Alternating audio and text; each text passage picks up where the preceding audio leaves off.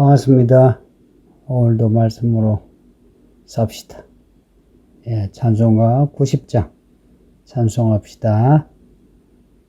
90장입니다. 주 예수 내가 알기 전 날 먼저 사랑했네. 거거신 사랑 나타나 내 영혼 거듭났네.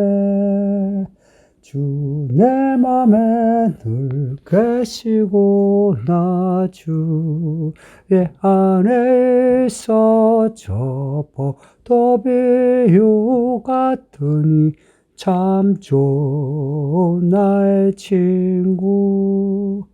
내 친구 되시 예수님 날 구원하시려고 그 귀한 몸을 버리사 내 죄를 대속했네.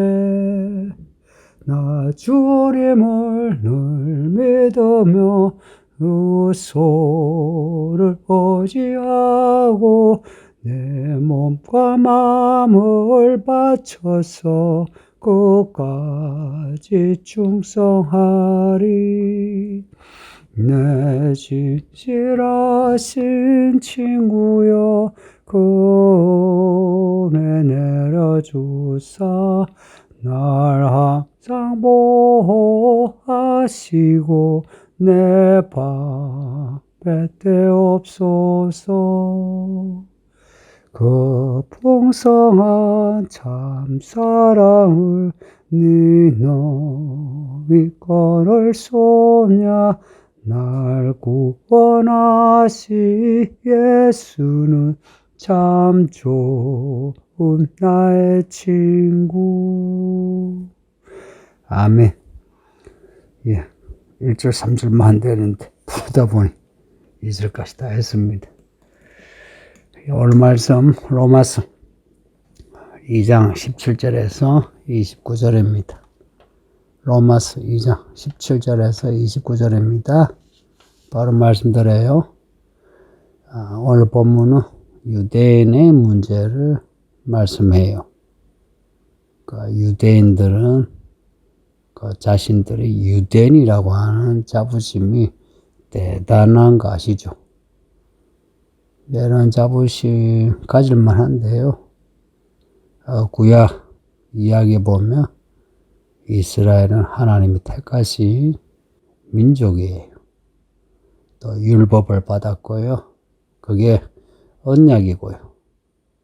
이런 선민의식에서 시작해서 그들의 역사에서 나타나는 그런 우월감, 또 혈통에서 아브라함의 후사라고 하는 자부심, 이런 게 똘똘 뭉쳐 있습니다.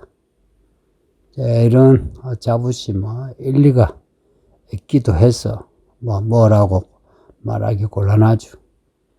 실제 우리나라 사람들도 유대인 하면 이렇게 높이 보잖아요. 대단하다고, 머리 좋다고. 또 뒤에 3장 1절 보면 유대인의 나음이 무엇이냐 이렇게 물은 뒤에 범사에 많답니다. 뭐가 많냐?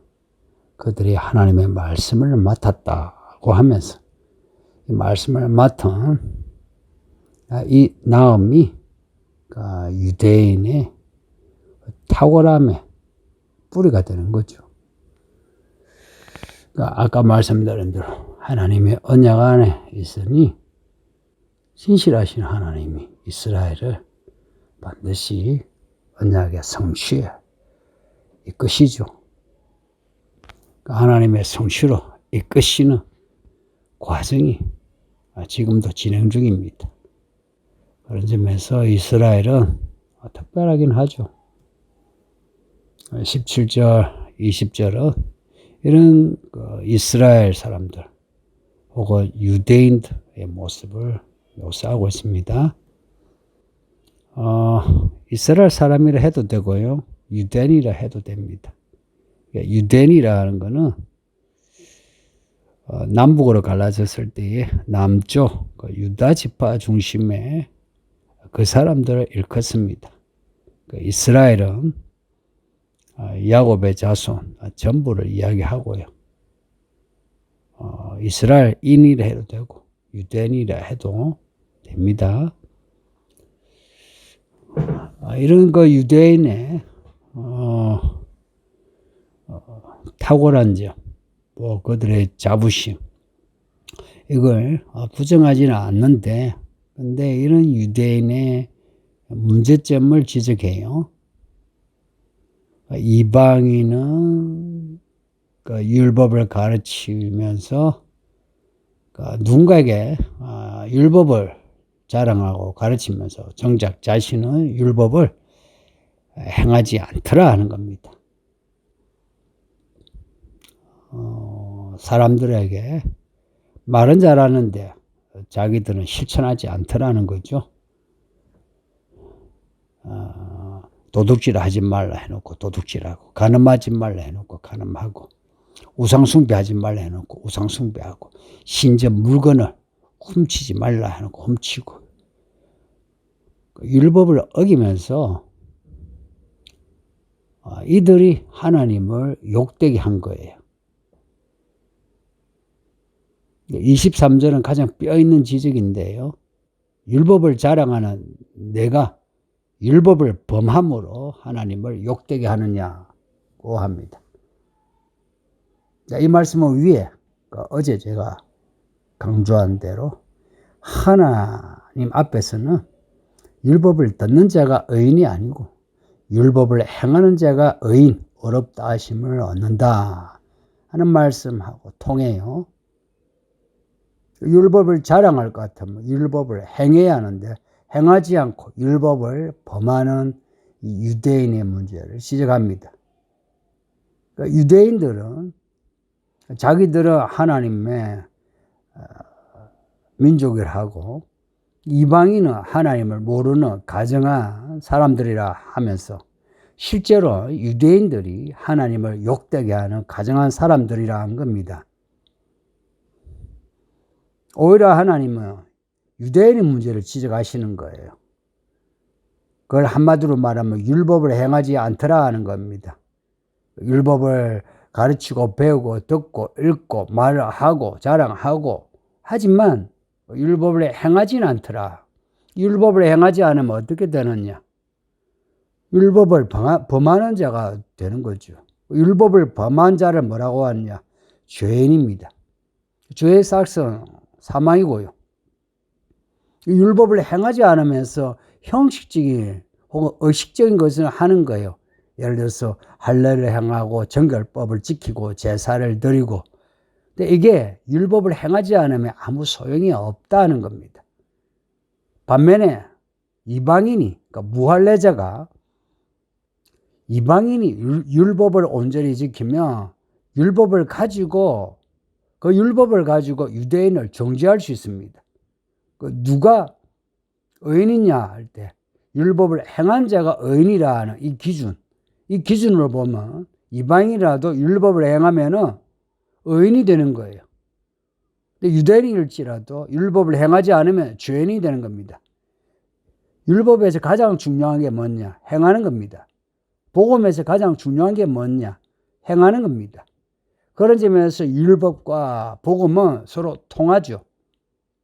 로마서가 이렇게 믿음의 행위를 강조하고 있다는 거 의외로 많지 않습니다.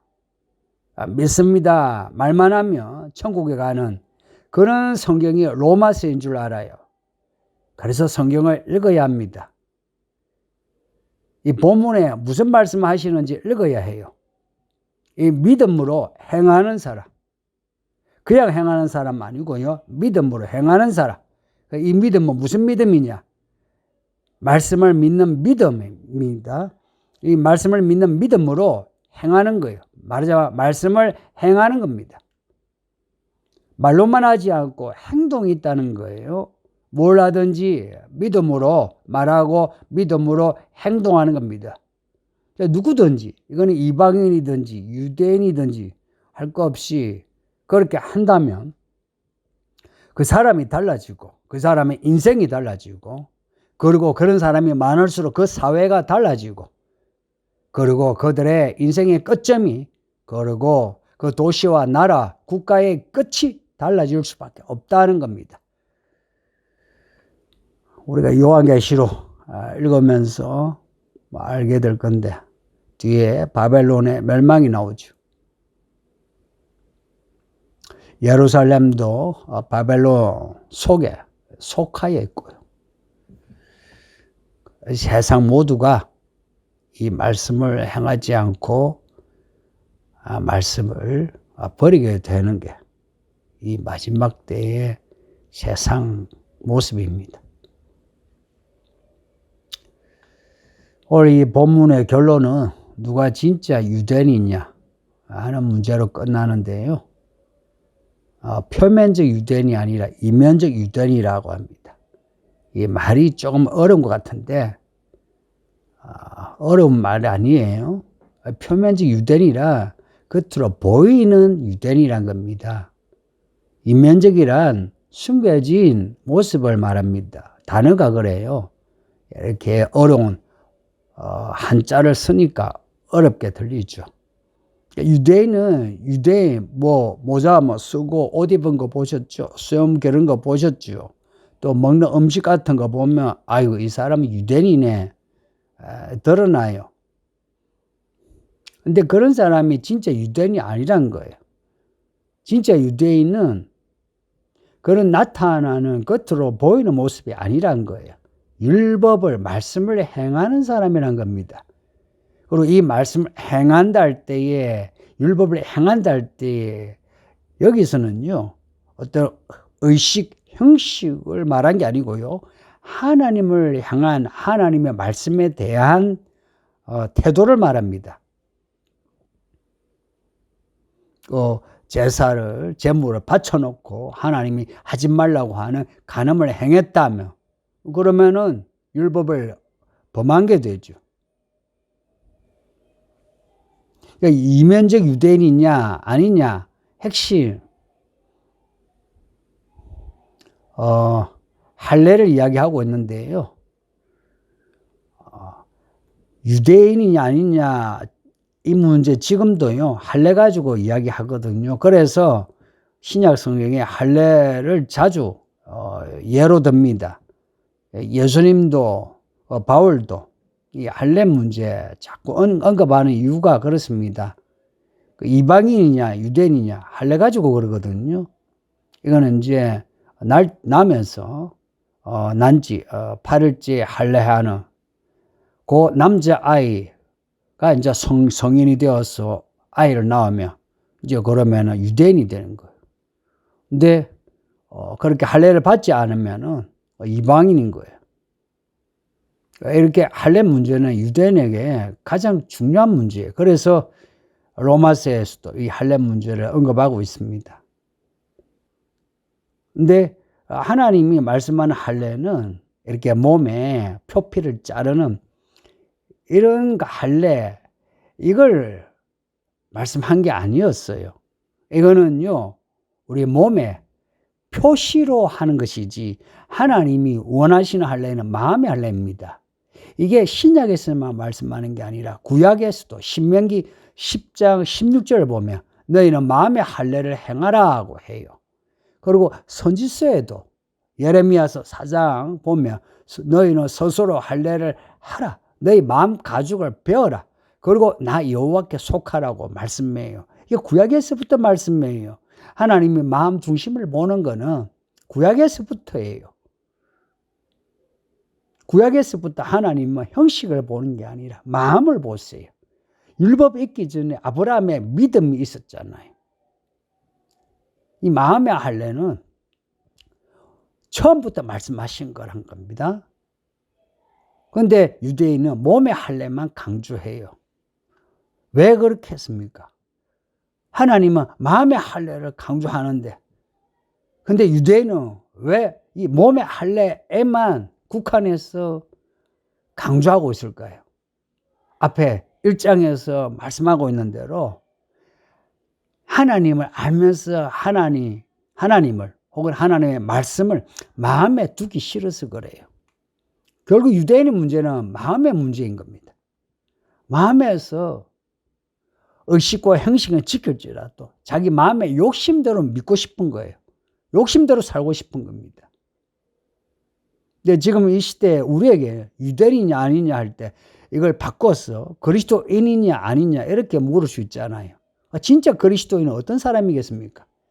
오늘 이 말씀에 유대인 이것을 바꾸고 그리스도인이라고 바꾸면 돼요. 마음의 말씀을 이 복음을 받아들이고 마음을 다하여 뜻을 다하여 정성을 다하여 말씀을 행동하는 사람이죠. 마음을 다하여 말씀으로 살아가는 사람이라고 요약할 수 있습니다. 지금 우리는 어떤가 하는 거예요. 우리의 마음이 어떤가 하는 겁니다. 이 마음의 문제는 아무도 못 건드리잖아요. 제가 여러분의 마음을 건드리면 여러분이 어떻게 반응할 것 같아요? 기분 나쁘죠. 근데 여러분이 겉으로 드러나는 행동에서 어긋나면 왜 예배 안 드려요? 왜 술 마셔요? 하면 여러분 꼼짝 못하죠. 잘못했다 하겠죠, 대부분. 근데 마음의 문제 건드리면 다 어떻게 합니까? 제가 하는 말 싫어요. 저를 미워해요. 저를 미워할 뿐만 아니라 하나님도 미워요. 지금도 이 마음의 문제입니다. 하나님은 이 마음을 건드리고 싶어 해요. 성령이 왜 우리 속에 있는지 압니까? 우리 마음을 건드리고 싶어 해요. 우리 마음을 배웠어. 우리 마음을 빚어서 새 사람 되게 했어. 그 마음이 새로워짐으로 말이 새로워지고 행동이 새로워지기를 바라시는 거예요. 성도님들, 살아가는 게 버거워도 믿음으로 살아가는 거 잃어버리지 맙시다. 무엇보다 우리 마음 잘 지킵시다. 요한계시록 에베소 교회 그 처음 편지받은 에베소 교회 주신 그 지적이 무엇인지 생각해 보세요. 처음 사랑을 잃었다 그러죠.